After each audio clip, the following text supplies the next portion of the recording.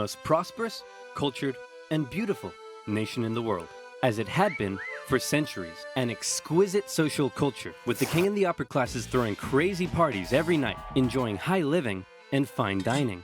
Who cares that they were only able to do so off the backs of the hard-working, starving poor? What are they gonna do? Revolt? The poor, who were already struggling to make ends meet, found themselves being taxed from every direction. It's like you've yet to pay your income tax, head tax. By the way, how many windows you got in that house of yours? 3? Oof, yep. There's gonna be a tax for that. Have you paid your church tithe yet? Well, at least this one is going to the good work of God. I think this year, God wants me to buy a new swimming pool. How much salt did you buy this year? About 7 kilos, I think? Yep. Okay, there's gonna be a tax for that. It's extra salt I held over from last year, so I wouldn't have to buy as much this year. Oh, yeah, there's a tax for that. And what are you doing with all of this salt? Well, obviously cooking. Yep. And preserving fish and meat. Oh, yep. And there's a tax for that. Hey, how old is he? He's 9. And so he's purchased his required amount of salt for this year, right?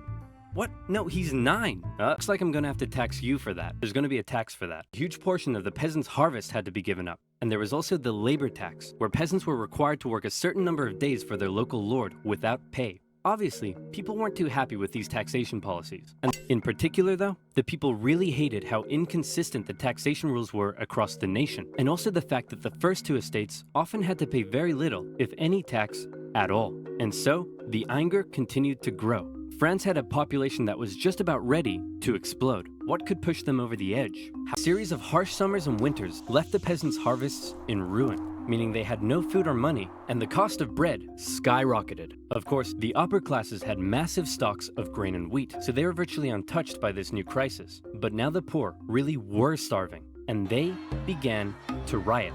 Women took to the streets, bakeries were raided, and bakers suspected of keeping bread for themselves were sometimes even hanged.